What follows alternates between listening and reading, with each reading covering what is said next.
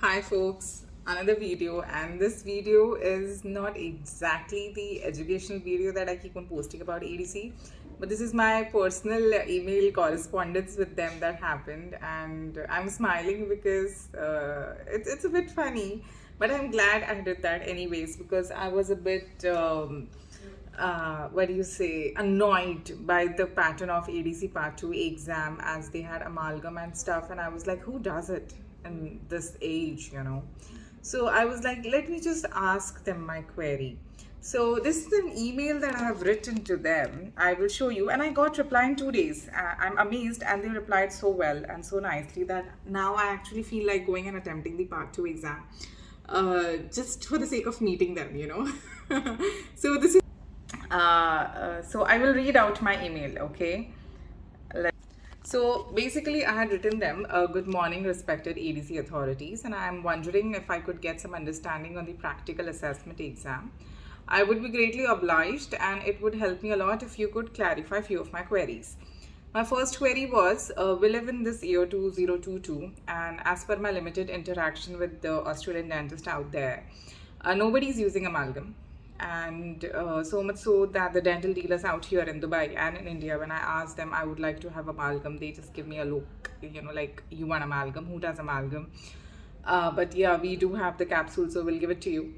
And so why is it that when dentists themselves in Australia are not doing amalgam and removing it such a hazard, we are still made to perform the same task in the technical part of ADC exam? My second question was, I do admire the hard work done by the ADC authorities to outline all the rubrics of each task, what they would like in the minutest detail. But we are being made to work upon that on a mannequin, and a lot of practice, though, is required for it. But that doesn't exactly test the competence of our in the clinical scenario, because if I'm supposed to teach a non-dentist also for 6 to 8 months to cut a tooth and prepare amalgam and do composite, I'm sure they will master it. It's just that frequent practice is required, and the texture of the mannequin teeth is very different than the natural teeth. And I have seen many interns who have cracked the exam, but given the actual clinical scenario, they are unable to perform properly. So I was a bit confused as to why couldn't they have more of viva questions, which actually test the competence of a clinician, and then just having a technical exam. So I understand they need to see how we practice, but you see, I was just a bit curious. So that was my second query. And I also wrote that the dentists that I spoke in Australia who were practicing since past 20 years, who did not have the same pattern of exam at that point of time, they themselves mentioned that given the current strict guidelines of what they have asked and the enormous failing percentage that they have for the ADC Part 2 exam, even if they were to appear, they would probably fail in spite of having a successful clinical practice from past 20 years. And thirdly, I wrote them that I really appreciate them having the communication OSCE stations, because that indeed is a very good thing to assess a candidate's competence. So these were my questions, okay? My friends were telling me, you're going to screw up, don't send them an email. But you see, I'm a kind of person who, if I have a doubt, I will get up and ask. There's no harm in asking. So they were so nice. They actually replied to me. I just got their reply. This is their...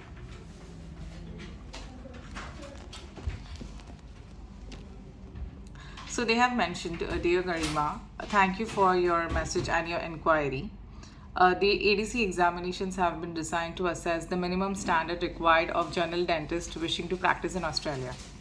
While the use of amalgam may no longer be widespread, it is essential that candidates can demonstrate their ability to work on it, as there are still many patients with amalgam fillings that require treatment.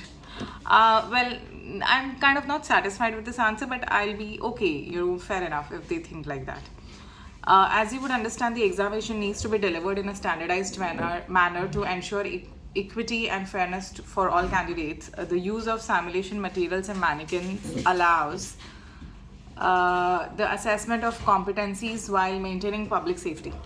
Please note that the completion of preparation course is not required. So basically what I had asked them was, we spent like 8,000 to 10,000 Australian dollars in just to prepare for the course, you know, through the private practitioners who are conducting the ADC Part 2 courses. So even if a candidate is not clearing the ADC exam, the course conducting people are like making way too much money on it. As in, it's fair enough that they have their business about this, but then, you know, it becomes a mandatory thing for the candidate to do so. Like, without doing the courses, you just cannot appear for the exam because you never know what exactly is needed. But the ADC was nice enough to say that many candidates have succeeded without attending them. Well, I don't know anyone who has passed the exam without attending any course, but if the ADC feels that way, fair enough. The ADC also cannot comment on the usefulness or appropriateness of the commercial preparation courses to prepare for the exam. Well, they were sweet enough to answer. I thought I'll just share what I did. So basically, yeah, they have their logic and reasons on why they are conducting the exam the way they do, and that's how we have to prepare and appear for it. So the examination dates for the application would be opening on October 11th for ADC Part 2 of this year. The exam would be conducted next year, and it would all depend on how many candidates are appearing, what is their validity left, and accordingly they will give the candidate the preference. It's not first come first served basis. So example, if I apply and if another candidate applies whose application is about to expire in the next 2 or 3 months, he will get more preference and I would get a later preference, as mine is still valid till 2025.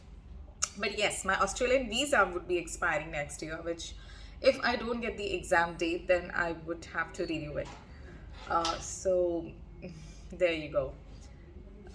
So let's hope for the best, and I hope if you had the same questions as me but could not muster enough words or thought to question them, I did it, and this is the answer for all of us.